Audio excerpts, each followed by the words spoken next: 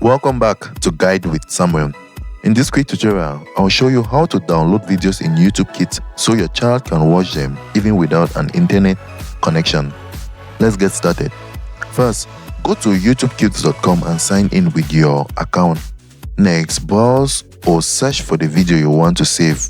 Once you find it, hover over the video and click the three vertical dots next to its title.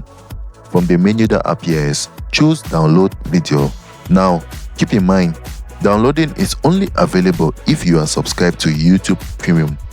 If you already have it, download will begin right away. Once the video finishes downloading, you can access it easily. Click on your stuff in the top menu, then switch to the Download tab. Here, you will find all your saved videos ready to watch even when you are offline. And that's all it takes, guys. If you found this helpful, don't forget to like and subscribe to Guide with Samuel for more helpful tutorials. Thanks for watching.